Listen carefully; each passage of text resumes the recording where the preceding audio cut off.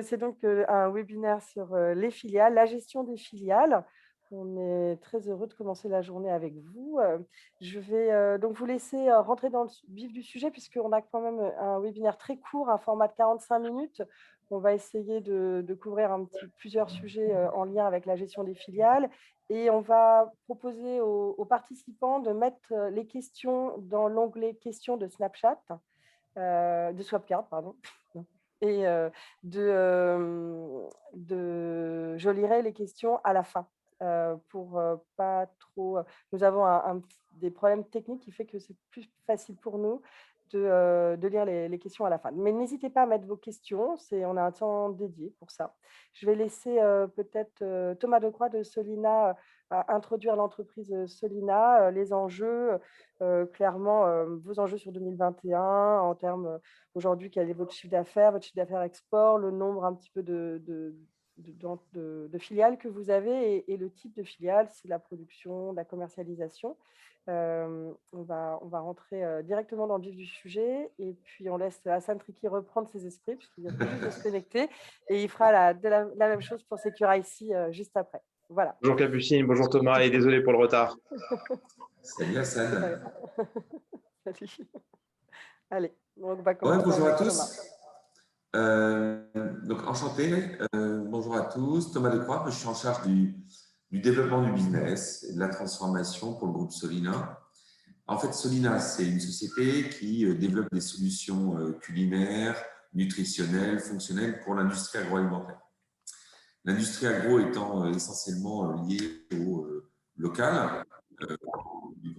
En fait, on a eu un développement très fort, c'est fait par acquisition externe à l'international. Pour vous donner un ordre d'idée, sur les 4 dernières années, on a doublé le chiffre d'affaires. Et rien que sur l'année 2020, année de Covid, on a fait 3 acquisitions, une au Canada, une en Allemagne et une au Royaume-Uni. À chaque fois, soit pour aller chercher de la géographie complémentaire, soit pour aller chercher de nouvelles technologies ou adresser de nouveaux marchés. Et donc, le groupe Solina, qui s'est développé essentiellement à l'international pour être au plus proche des clients, a aujourd'hui 27 sites dans 18 pays. Donc, ça veut dire que dans chacun des pays, on a un système extrêmement décentralisé où on a nos centres de R&D, nos centres de production, les équipes achats, etc. Donc, on a un fonctionnement de groupe très light parce qu'on se veut extrêmement décentralisé. Un fonctionnement groupe très light, c'est-à-dire que vous êtes combien à Rennes et au niveau du siège? On doit, alors, le groupe Solina, c'est 600 millions d'euros, c'est 2300 personnes. Et au niveau des fonctions groupe, on doit être une petite soixantaine entre les fonctions finance, IT, commercial. D'accord. Et l'idée des fonctions groupe, l'image qu'on en a chez Solina, c'est plutôt une boîte à outils. Au-delà de quelques fonctions pour assurer le reporting, quelques standards de sécurité, de safety ou autres, c'est essentiellement être une boîte à outils et être au service des filiales. D'accord. Ok. On reviendra sur ces points un peu plus loin, un peu plus tard. Est-ce que Hassan peut présenter aussi Secure-IC Donc Secure-IC est un acteur un spécialiste de la cybersécurité embarquée, donc que j'ai eu le plaisir de cofonder courant 2010. Nous avons intégré la dimension internationale d'entrée de jeu lorsque nous avons créé l'entreprise, pour la simple et bonne raison que nous sommes dans une logique de niche et qu'il fallait absolument aller à l'export pour développer le business. Ce que nous filme donc dès 2012 en ouvrant une filiale à Singapour, 2016 au Japon, 2020 donc pendant le premier confinement en Silicon Valley, et là nous ouvrons Shanghai. Donc Secure-IC, on va passer la barre des 100 personnes cette année. Et donc, notre agenda, c'est beaucoup de croissance, une expansion géographique, Donc, quand je parle de filiales, c'est beaucoup de filiales commerciales. Donc, on est dans vraiment une démarche d'expansion géographique et de développement commercial. Euh, Cela étant, dans notre plan stratégique à 5 ans, nous intégrons, donc dans une moindre mesure par rapport à Solina, mais néanmoins cette dimension d'acquisition ou de croissance externe pour complémenter une offre, de croissance externe pour s'implanter géographiquement, de croissance externe pour verticaliser notre offre. Voilà, toutes ces dimensions-là. D'accord. Aujourd'hui, quand vous vous êtes lancé dans ces créations de filiales ou dans la croissance externe, j'imagine que le challenge numéro un, c'est de trouver, c'est l'humain, c'est de trouver les bons managers de filiales. Comment ça se passe, tout ce qui est management interculturel, les choix des directeurs de filiales? Est-ce que vous prenez des locaux? Est-ce que vous prenez des personnes en interne que vous faites évoluer? Comment ça se passe l'un et l'autre? Chez Solina, on est une entreprise qui a un ADN d'entreprise familiale, Mm. caractère super entrepreneur. Et il se trouve que les entreprises qu'on a acquises sont essentiellement des entreprises familiales. Et aussi un schéma un peu particulier, hein, ça veut dire que on a aussi le souhait de laisser, et on achète plutôt des entreprises qui performent, hein, donc on veut aussi consolider la performance. Et donc généralement, on s'assure que le management reste dans l'aventure avec nous. Et on a souvent les fondateurs de ces boîtes-là aussi qui restent au sein de Solina. C'est le cas des sociétés qu'on a acquises au Canada ou en Angleterre l'an dernier. On a les fondateurs ou les personnes de la famille qui sont toujours aux manettes des boîtes. Donc ça, c'est un premier point. Un deuxième point, c'est en fait ce qui est important en termes de management, c'est être certain qu'il y a un socle culturel qu'on se crée de commun. Hein, c'est-à-dire que un référentiel de langage, de valeurs, de vision, et être très clair sur la valeur ajoutée qu'on veut développer, alors soit de manière autonome, hein, ce que chacun doit développer en termes de valeur, ou ce qu'on doit développer en commun. Il se trouve que l'an dernier, on a fait un exercice en interne chez Solina pour refondre un petit peu notre vision, nos valeurs, notre feuille de route. Et c'est vrai que ça nous a beaucoup aidé pour consolider et structurer vraiment le socle avec l'ensemble des pays du groupe. Et donc ça a été un exercice extrêmement intéressant. Et puis, pour vous donner une illustration, en fait, comme on est un modèle très décentralisé, très entrepreneurial, on a défini une image pour nous caractériser qui est l'image de la flottille. C'est-à-dire que chaque pays est un bateau assez autonome, assez indépendant dans sa façon d'avancer, de tenir le cap, d'ajuster sa vitesse, etc. On va plutôt dans la même direction. Et puis, il y a un bateau qui est le bateau du groupe, qui lui est là pour structurer la vision à moyen long terme, mais aussi pour faire l'assistance et la coordination entre tous les bateaux de la flottille.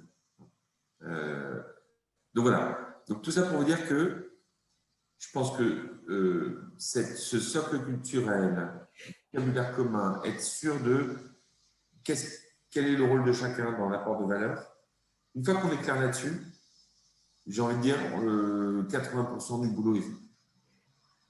D'accord. Ok.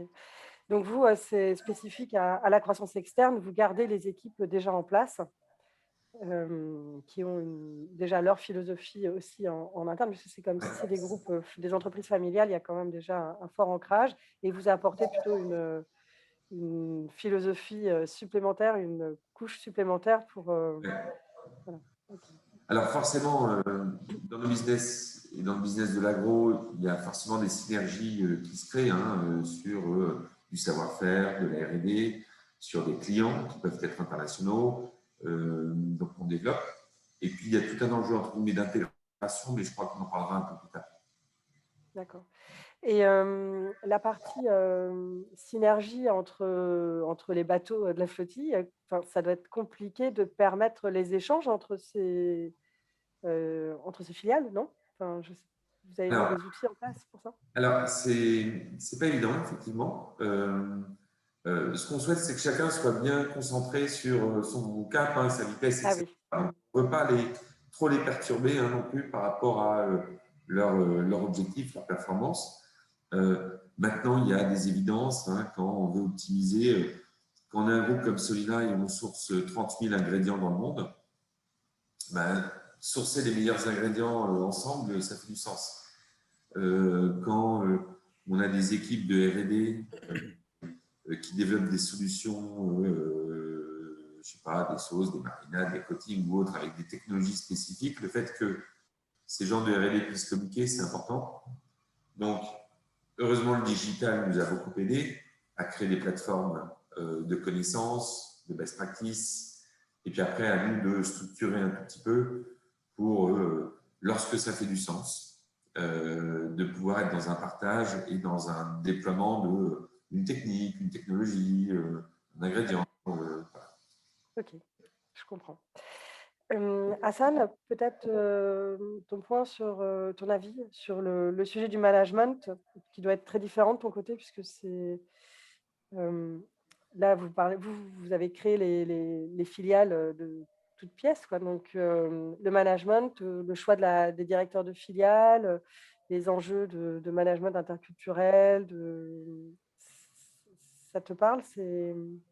Oui, oui, complètement. La Enfin, l'expérience? moi, j'ai pour habitude de dire aux équipes que le remote management, donc le management à distance, est ce qui est de plus délicat. Alors, on n'a pas tout à fait dans la même logique que Solina, comme nous, on crée des filiales localement, ce sont des filiales commerciales. Bon, il nous est arrivé bien sûr de pratiquer le VIE dans ce sens-là.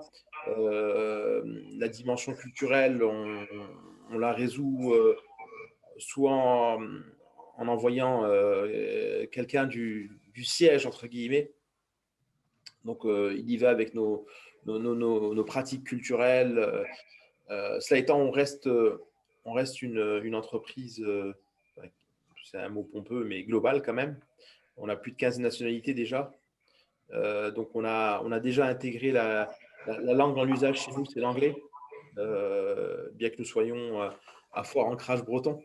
Donc, tout ça contribue à bâtir un état d'esprit global et bien tourné vers l'export. Donc, on sait appréhender différentes cultures, que ce soit des Coréens, des Japonais, des Chinois. On a développé cette agilité, on va dire, pour pouvoir exécuter des projets dans les meilleures conditions possibles. Voilà.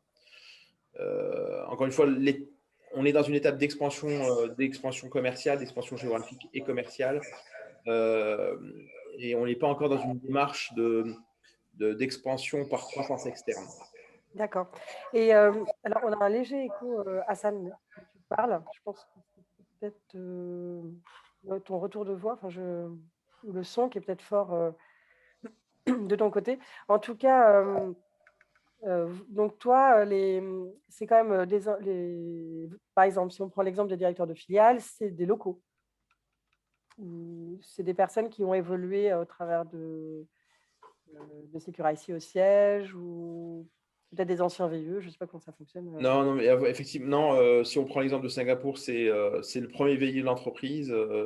Donc, c'était il y a 10 ans déjà. Et maintenant, il est directeur commercial, donc depuis Singapour, avec une responsabilité mondiale. Donc, Ah oui, d'accord. voilà, le patron du Japon est bretonno-japonais. La patronne de la filiale chinoise est chinoise. D'accord.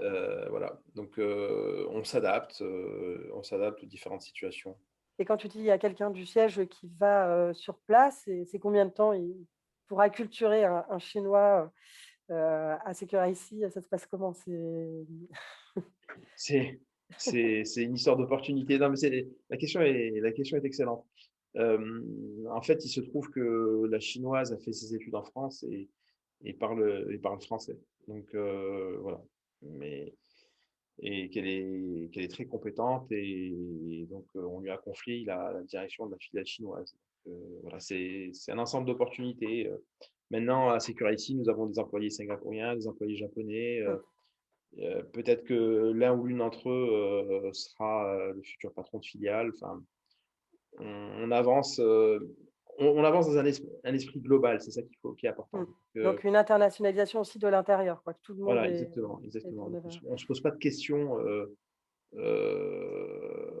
sur l'origine des personnes, voilà, si je puis me... D'accord.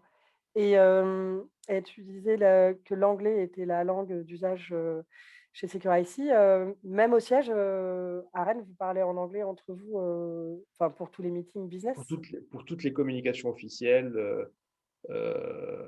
et puis dès qu'une personne, même à Rennes, nous avons des personnes qui ne parlent pas français, donc Ah oui, c'est très fréquent que nous nous retrouvions à switcher en anglais parce que voilà, il faut s'adapter. d'accord. OK. Hem, pour terminer, sur cette partie-là, au niveau, plutôt management et réseau, pour créer une filiale, il y a tu t'adosses à un réseau, sur place, tu te déplaces une première fois, enfin, tu disais que ça partait toujours vous avez toujours un contrat, enfin un flux financier, enfin un flux d'affaires avec un pays et puis c'est après que tu envisages de monter une filiale et tu te reposes sur En un fait, réseau? la création de filiale est drivée par notre stratégie commerciale. Dit autrement, pour ce qui nous concerne, on a défini en gros une vingtaine de pays de rang 1, ce qui fait qu'au niveau mondial, ça fait, on va dire, 10 plaques régionales. Donc avec 10 implantations, on a une couverture décente du marché mondial. Donc c'est sur quoi nous travaillons à l'heure actuelle, c'est donc étendre ce réseau de couverture. Maintenant, avant de s'installer dans une plaque, on n'y va pas, à la fleur au fusil. On y va parce qu'on a des clients, parce qu'on a un flux d'affaires, comme tu disais. Parce que sinon, on risque de vivre un grand moment de solitude. Donc voilà, c'est impulsé par nos clients, c'est impulsé par et tout ça se fait naturellement. OK. Et après, une fois donc, c'est impulsé, par les clients. Donc ça veut dire que, hem, quand, donc tu as un chiffre d'affaires prévisionnel, suffisamment conséquent, tu te dis: «Bon, on va monter la filiale». À ce moment-là, tu te déplaces et tu rencontres, je ne sais pas, bah, tout ce qui est avocat, expert comptable, genre On fait appel à des prestataires. des prestataires On fait appel à pour des la création. Ah oui, d'accord. Voilà, pour la création. Après, la gestion, on a un système d'information relativement développé. On a un ERP qui nous permet de gérer tout ça à distance quand c'est possible, hein. C'est plus compliqué dans certains pays comme le Japon, voilà, où on étend le- on étend la panoplie des services sous-traités. Mais globalement, on arrive à tout gérer depuis notre siège, depuis Rennes. D'accord, bah, alors ça va faire la transition vers le troisième point qui est, les outils de pilotage, tant au niveau, bah, les services supports que vous apportez, j'imagine à vos filiales, et puis, la coordination avec le siège et est-ce qu'il y a, des outils de pilotage, des outils, que vous utilisez, que vous trouvez, bien? On est toujours preneur même de noms, d'outils, de RP ou de, je sais pas, de CRM qui vous aident dans le pilotage de vos filiales, par exemple? Peut-être Thomas ou Hassan, je ne sais pas. Euh, Ouais, le point, c'est qu'on a identifié, bon, forcément, d'un point de vue reporting financier, sont les premiers tuyaux qu'on branche et les premiers projets qu'on met en œuvre en se disant, bon, à terme, il faut qu'on ait les mêmes outils. Mais au-delà de ça, on a identifié quels étaient les outils un peu stratégiques, hein. Pour nous, les outils stratégiques, c'est l'outil de sourcing d'ingrédients, c'est l'outil de création, de ce qu'on appelle le PLM, donc création de recettes, et c'est l'outil, le CRM des contrées. Donc voilà, donc là, on a des outils groupes. CRM, j'ai pas compris après le. CRM, c'est tout l'outil. Oui, oui. Juste après, vous avez dit, tu as dit CRM escompté, non? Tu as dit un mot juste après? Non? Ah non, d'accord, c'est pas grave. OK. Bon, la Et, CRM. et en fait, on n'en fait pas un dogme de se dire à chaque fois qu'on appelle une société, boum, on lui branche tout. D'accord. Système de gestion du changement, il faut prendre un peu le temps, aussi évaluer leurs outils parce qu'ils ont des outils hyper intéressants, peut-être même plus performants. Donc, on Ouais. fait petit, sachant que au-delà des outils, ce qui compte et ce qui est vraiment super important, c'est d'aligner les indicateurs de performance. C'est-à-dire que moi, je l'ai vu d'un point de vue supply chain, opération, donc dans les usines, toute la partie sécurité. Si on n'a pas le même langage, les mêmes indicateurs pour piloter la sécurité qui est vraiment stratégique pour une boîte industrielle, ça ne fonctionne pas. Donc vraiment, le premier boulot, c'est de mettre à plat un petit peu les indicateurs de performance qu'on ait le même langage, de ne pas avoir de double reporting qui va en fait plus perturber la bonne marche. C'est-à-dire que l'idée du groupe qui a ses propres indicateurs de performance et qui demande à chaque filiale, bah, tiens, tu vas me donner 6 indicateurs, alors que eux, c'est pas du tout comme ça qu'ils pilotent le business. Du coup, on se retrouve avec des double reporting, etc. C'est l'enfer. Donc ça, vraiment, le premier boulot, c'est de comprendre, quitte à ce que sur certains sujets, ça ne soit pas négociable. On se dit, bah, maintenant, vous allez abandonner tel indicateur, c'est celui-là, parce que, je ne sais pas, notre façon d'analyser le risque d'un point de vue industriel, c'est tel indicateur qui fait du sens, et maintenant, c'est pour tout le monde le même indicateur. On peut le piloter sur des outils un peu différents, mais à terme, il faudra qu'on ait les mêmes outils. Donc ça, c'est notre philosophie. Et puis, on a de la chance d'avoir une équipe de petits juniors qui s'occupent des intégrations, qu'on envoie un peu comme Hassan, en fait, comme des VIE pour s'occuper des intégrations. Et ils sont un peu, entre guillemets, process et méthode. Tu vois. Donc, ils vont aider à structurer, à apporter des supports d'outils, etc., qui aident à une meilleure intégration. D'accord. Donc, c'est le service fusion et acquisition chez vous. Ouais. Après, il y a donc une coordination avec le service financier pour les outils de reporting, le service RH aussi, les services. Service RH, donc le service RH, ensuite le service achat très vite et est partie des premiers tuyaux qu'on branche. Et puis après, très vite, on se pose la question d'un point de vue R&D ou d'un point de vue client, qu'est-ce qu'on peut faire de chouette ensemble pour faire ça. Donc, est-ce qu'on peut apporter de la valeur sur la partie développement ou sur adresser les clients ensemble ou de nouveaux clients de manière plus puissante. D'accord. Et là, c'est quel service en interne qui s'occupe de ça, de cette, on va dire, créer cette synergie? Alors, c'est mon équipe d'intégration, cette équipe qui aide à structurer, coordonner, etc. Puis après, on met les experts autour de la table. Donc, par exemple, quand on fait l'acquisition d'une nouvelle technologie, comme ce qu'on a fait l'an dernier avec l'entreprise Baumann, donc il y a nos experts d'intégration qui aident à tout préparer, etc. Et puis après, ils font des réunions de développement avec les bonnes personnes autour de la table. Donc là, ils vont mettre le patron de la R&D avec le patron du sourcing, par exemple. Et puis, on va réfléchir ensemble à comment développer de la valeur commune. D'accord. Ok, donc ça, c'est toujours le service fusion-acquisition qui s'occupe de cette partie-là. Et le dernier tuyau que vous devez brancher, j'imagine, c'est la DSI, le service informatique, qui, quand même, techniquement, s'occupe de… Ou est-ce qu'il y a juste une coordination entre les différentes directions de services informatiques?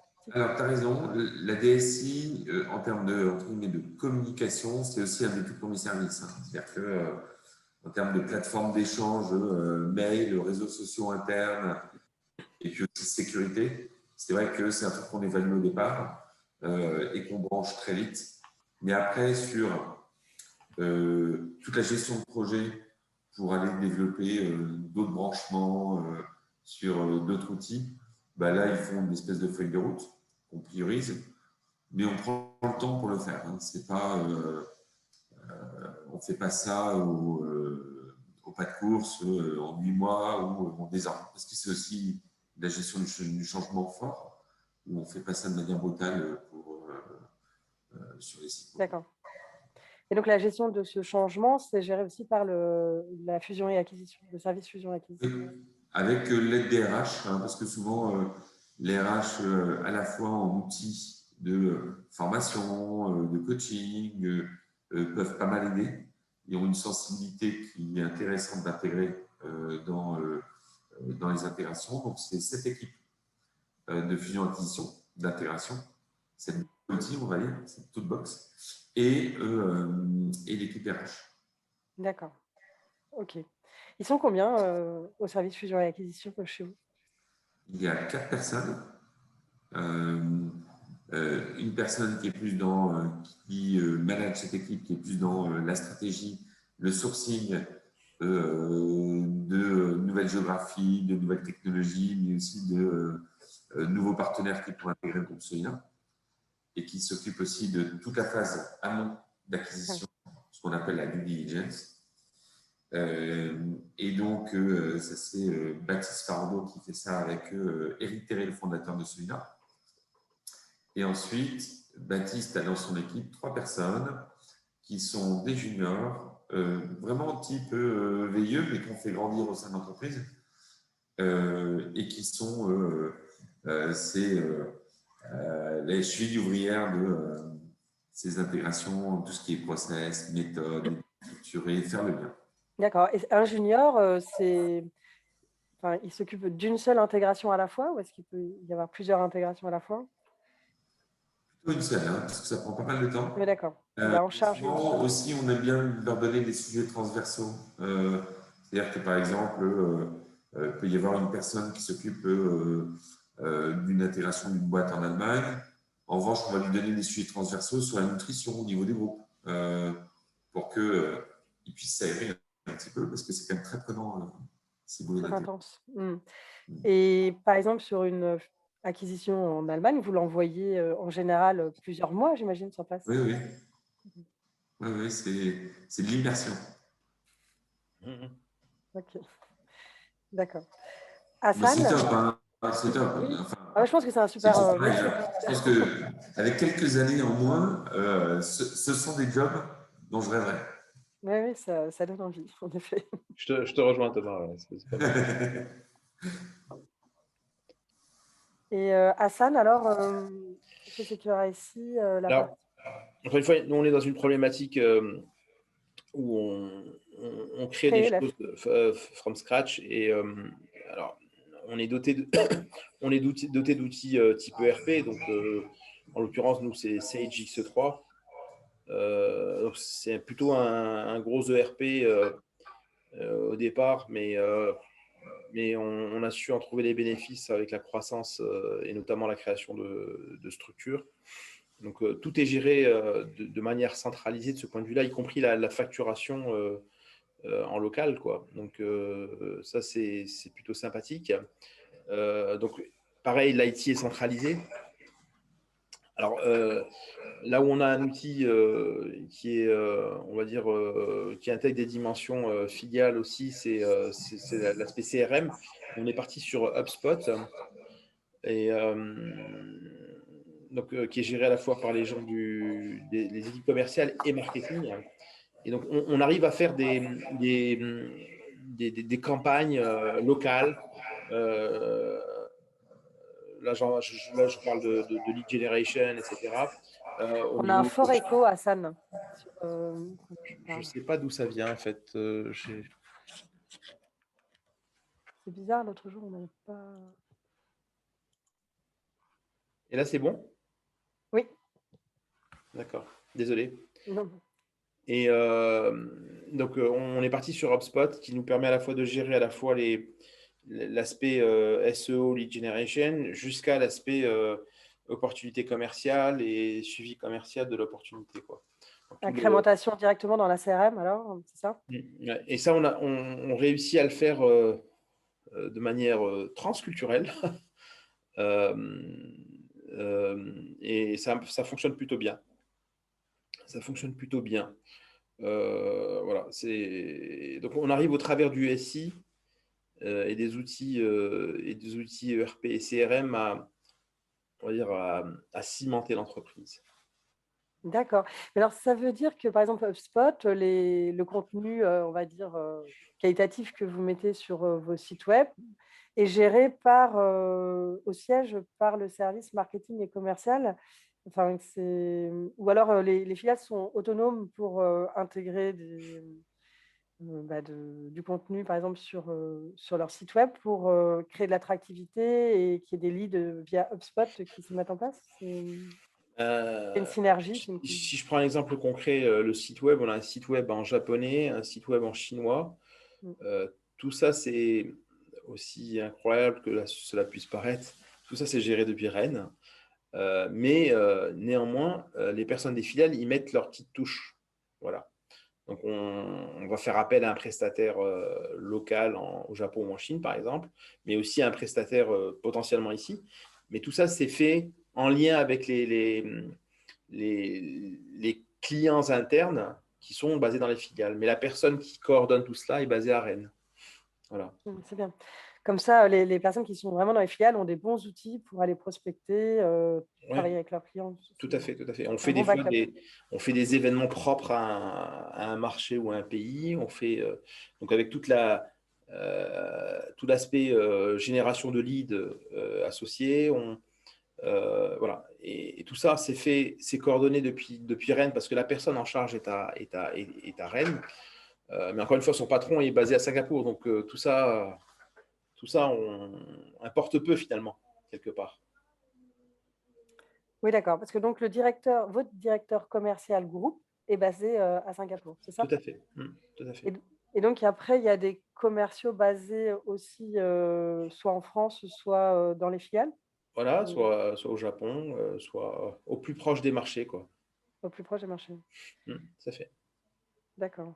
Et une fois, donc le travail de la filiale, c'est de développer, son portefeuille client, c'est donc d'animer son réseau. Pourquoi vous avez eu besoin vous avez besoin de proximité avec vos clients, c'est ça? En Voilà, oui, termes oui, de oui, oui, oui, complètement, complètement. Le facteur culturel est essentiel. Enfin, c'est de la culturel ou c'est parce que vous avez besoin, par exemple, de faire du service, après-vente, enfin aussi, service aussi. support, Support, ça rassure, ça rassure. d'accord. Meilleure compréhension, proximité, réactivité, décalage horaire, tout ça, c'est à prendre en compte. Euh, même avec des clients qui paraissent très internationaux de prime abord, vous vous rendez compte que quand on a un support technique local, ça aplanit tout de suite, ça fluidifie la communication, ça rassure. Voilà. Et puis, il y a des codes, enfin, il y a des codes qu'on n'en a pas forcément. Donc, on se doit d'être à proximité de nos marchés, sans compter qu'il y a une autre dimension qui est le fait de comprendre les besoins spécifiques à un certain marché. L'offre n'est pas forcément globale à 100%. D'accord? Donc, certains marchés ont des requêtes assez particulières et il est important qu'on les comprenne, qu'on les remonte vers les personnes du product marketing chez nous et pour que ça alimente nos roadmaps, enfin nos feuilles de route produits. D'accord, OK. Donc en fait, vous avez d'abord, un chiffre d'affaires prévisionnel assez conséquent sur un marché, vous ouvrez une filiale, vous envoyez qui en premier? Un support technique? Sales, un sales, Les sales, toujours, toujours, d'abord. toujours, D'abord toujours. un sales, Un sales, très vite un support technique, un deuxième sales, un support technique. Et l'étage 3 de la fusée, si je peux m'exprimer ainsi, c'est d'envoyer un profil plutôt PhD. influenceur, qui influence enfin qui puisse, Exactement, exactement. Influenceur, leadership scientifique, qui à la fois nous représente, euh, peut participer à des conférences de haut niveau, fait du support technique avancé, le cas échéant, et surtout remonte l'information vers nos équipes marketing pour alimenter nos roadmaps produits. Donc ça, c'est important. D'accord. Et donc, j'imagine qu'il y a aussi de l'innovation qui arrive des marchés Tout à fait. étrangers via les filiales qui remontent sur Tout à l'ensemble du fait. groupe. D'où le rôle de cet influenceur. Ouais. J'aime bien cette expression. Ouais. C'est très tendance. Effectivement, c'est un influenceur. D'accord. Donc, vraiment, l'enjeu, d'ailleurs, que ça soit chez Solina comme chez Securicis, c'est de créer les synergies entre les filiales avec nous, on a l'impression que c'est assez descendant, la relation d'un groupe avec ses filiales et puis, mais non, c'est très transversal en fait. Et aussi entre les filiales, est-ce que les filiales communiquent entre elles chez vous ou est-ce que par Oui. exemple, là vous dites, vous avez un directeur commercial à Singapour, donc forcément il communique avec les autres filiales. Est-ce que vous pourriez envisager d'avoir, je sais pas, un DAF en- aux États-Unis avec un directeur RH au Japon? Ça serait, enfin, Euh, alors, déjà, oui, les filiales communiquent entre elles, ne serait-ce que parce que des fois, des projets clients s'exécutent sur plusieurs zones. D'accord? Donc, on a besoin de comprendre la mécanique du projet client depuis plusieurs zones, donc que ce soit ah oui. entre Chine et US, que ce soit entre Japon et Chine, enfin voilà, ou Taïwan. Il y a besoin il y a besoin de comprendre les tenants et les aboutissants. Donc là, en termes d'influence commerciale, donc oui. Et à la question délocaliser une fonction support, oui, en fait, mais ça s'est fait dans l'autre sens, c'est-à-dire qu'on a une personne chez nous qui a voulu s'expatrier au Japon. Il se trouve que cette personne est contrôleur de gestion. Et donc, nous lui avons confié la gestion enfin, le contrôle de gestion des filiales, de nos filiales, mais basées depuis le Japon. D'accord? D'accord. Et ça se fait très bien. Alors, c'est quelqu'un qui est chez nous depuis quelques années, donc il connaît un peu les bonnes pratiques. Il y a cet ERP qui aide énormément, d'accord? Ce système d'information qui aide Mmh. énormément. Donc, ça, c'est pour la partie, la fonction finance. Pour la fonction RH, je serais un tout petit peu plus Réservé. mesuré. Mmh. Voilà, un tout petit peu mesuré. Oui, oui, Mais je comprends. C'est logique. Au niveau, alors Solina, c'est plutôt, si j'ai bien compris, des filiales de production, mais hem, pareil, enfin, de toute manière, vous, que ça soit production ou commercialisation, il y a toujours de la facturation faite, à l'étranger. Vous fonctionnez avec des systèmes de management fee, qui reviennent au siège, c'est ça? Pour, comment les flux, financiers fonctionnent avec la Ben, chaque pays est autonome sur son PNL, d'accord, objectif, et du coup, on consolide le résultat. Mais j'ai envie de dire, on essaie de responsabiliser au plus proche du marché les équipes sur leur investissement, sur leur profitabilité, sur leur développement business. Donc, il n'y a pas en fait un fonctionnement groupe qui fonctionne bien. Alors, bien sûr, les fonctions groupes n'ayant quasiment pas de chiffre d'affaires, elles sont refacturées hein, au pays. Mais c'est le seul modèle de refacturation d'accord, donc c'est du prix de transfert, en fait. Vous des refacturez, résultats. du service, de la prestation de service, OK. Et Hassan, c'est le même fonctionnement? oui, oui, oui, tout à fait. Enfin, on a, on facture depuis nos filiales.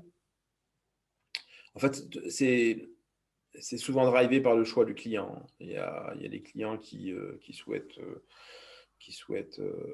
contractualiser avec la filiale, d'autres qui n'est parce qu'on vend de la propriété intellectuelle qui sont plus rassurés de contractualiser avec la maison mère. Donc là-dessus, on est assez souple. Encore une fois, on a un système d'information qui est assez, euh, qui est assez souple et en fait, on a mis en place des conventions entre les filiales qui régissent un peu les prix de transfert. Donc, voilà, on n'est pas. C'est une mécanique qui D'accord, roule. Voilà. OK. On va clôturer avec la dernière question par rapport au Covid. Qu'est-ce que ça a changé dans la gestion de vos filiales? Est-ce que, Comment ça se passe? Parce que du coup, vous ne pouvez plus vous déplacer. J'imagine, Hassan, tu allais régulièrement visiter les filiales. Thomas, Ouais, c'est la même chose? ouais, je suis rendu compte que j'avais une addiction à l'avion. Voilà, donc j'ai dû me soigner de ce point de vue-là. Euh, non, au-delà de ça, c'est moi ce que je trouve extraordinaire, c'est la capacité ben, ben, des hommes de manière générale, même de l'ensemble des collaborateurs, à s'adapter à cette situation. Donc on a réussi à fonctionner quasi normalement. On a embauché, même embauché à l'étranger, on a embauché encore une fois des Singapouriens, des Japonais, des Finlandais, qu'on a, en fait, que je n'ai jamais vu, enfin physiquement. Donc et ça, jamais j'aurais imaginé avant, quoi. Donc comme quoi l'homme s'adapte, voilà. L'homme s'adapte. Vivement le monde d'après, quand même. Maintenant, nous, on compense aussi, on a démultiplié les événements internes. On Mais fait des digitaux, market du coup. pitch, des science pitch, des briefings dans tous les sens pour, là aussi, cimenter, rappeler nos valeurs, créer le momentum, quoi. Donner du sens, donner des perspectives à l'ensemble de nos salariés, ça c'était important, quoi. Donc c'est peut-être l'un des bienfaits de cette crise sanitaire. D'accord. Ok, donc pour pallier au fait d'avoir moins d'échanges en présentiel, en physique, il y a plusieurs événements digitaux qui se sont mis en place et puis il y a toute une… Ouais. Alors que dans le monde d'avant, on allait, j'aurais plus facilement fait un petit pitch localement plutôt que de rassembler tout le monde autour d'un webinar, quoi, ou autour d'un. Voilà. Donc, et ça, en soi, c'est positif, oui. Ah d'accord, donc maintenant, il y a chez Secure IC, vous faites des webinaires avec toutes les filiales connectées, tous les salariés connectés. Moi, oui, je m'adresse régulièrement. C'est le cas de notre CEO. Mhm. Le CTO fait un CTO briefing pour parler de science, pour parler de stratégie, de technologie. On fait des webinaires pour informer nos collaborateurs des projets que nous avons gagnés, etc. Nous faisons ce qu'on appelle on est une entreprise très deep tech, très scientifique. On fait des science pitch, donc on va mettre en avant l'un de nos talents vis-à-vis de ses expertises pour le rendre visible à l'intérieur de l'entreprise. Donc, s'il va traiter tel petit point d'un standard ou d'une technologie, on va faire un market pitch parce qu'on a une personne chez nous qui a étudié le marché du new space ou de l'automotive et qui va partager cette connaissance avec l'ensemble des salariés, etc. Voilà. D'accord. Et ces événements, c'est tous les mois, Ah c'est oui, régulier? Oui. ouais, de manière régulière, ouais, on a même 2-3 par mois, oui. 2, 3 par mois, d'accord. Enfin, le management, c'est tous les mois, c'est clair. Mhm. C'est rythmé. Et les autres, c'est tous les mois et demi, enfin, on alterne. Voilà. D'accord. Mm. Ok. Et Thomas, alors, ça a changé quoi, le Covid, dans la gestion? Comme Hassan, hein, il a fallu se réinventer. Moi, je suis scotché hein, de la capacité d'adaptation des équipes aussi. Maintenant, je pense que on redevient dans une zone où il y a plus de normalité et pour autant, il faut se donner une discipline pour continuer ce que décrivait Hassan. Hein. Et aussi, il faut se donner une discipline pour s'objectiver et donner de la qualité à la relation physique. C'est-à-dire que quand on va réunir à nouveau les équipes, il faut que ça soit une expérience différente avec une valeur ajoutée, perçue, très forte. Si on veut si on veut pas complètement déshumaniser nos sociétés, si je pousse le curseur, faire de nos collaborateurs des consultants d'entreprise qui ouvrent l'ordinateur le matin, le faire le soir. Et donc je pense que, et ce n'est pas évident, de repenser la réunion physique entre nos collaborateurs et y apporter une valeur ajoutée différenciée. Mais pour que ce moment reste précieux, enfin, je sais pas, exceptionnel. D'accord. Donc, vous faites aussi au sein de Solina, il y a des réunions de management comme ça, des webinaires de management avec toutes les filiales rassemblées. Oui, et le même modèle que SN, c'est-à-dire qu'on parle, enfin, le management parle beaucoup d'un point de vue digital. On essaie de faire émerger aussi, pareil, des collaborateurs qui ont une aspérité à faire valoir et donc une best practice ou autre. Donc ça, c'est bien. On a ouvert des webinaires sur des thématiques transversales, le Nutri-Score, la supply chain ou autre, enfin bon, sur des sujets transversaux pour avoir une ouverture. On fait même venir des interlocuteurs externes. Donc voilà, donc on essaie d'utiliser toutes les palettes de. Et donc, libre à chacun, aux salariés, de s'inscrire au webinaire si ça les intéresse. Oui, c'est open. Ouais. Okay. Ça fait pareil. Ok, parfait. Moi, je pense qu'on a fait à peu près le tour et en plus, on est dans les temps pour arrêter. Je vais regarder si on a des questions et pour l'instant, il n'y a peut-être non, il n'y a pas de questions. Est-ce que je pense que vous avez été tellement complet que qu'il n'y a pas de questions. Est-ce que vous vouliez dire un dernier point avant de clôturer, aborder un dernier sujet? Je pense que on a fait bien le tour quand même. En tout cas, tout ce qu'on avait prévu ensemble a été abordé. Moi, je voulais juste peut-être pour déjà vous remercier énormément de partager votre expérience comme ça. C'est toujours très intéressant pour les salariés des entreprises et même les dirigeants qui doivent commencer à se projeter dans la création de filiales, de comprendre un petit peu mieux les mécanismes et les enjeux les plus importants.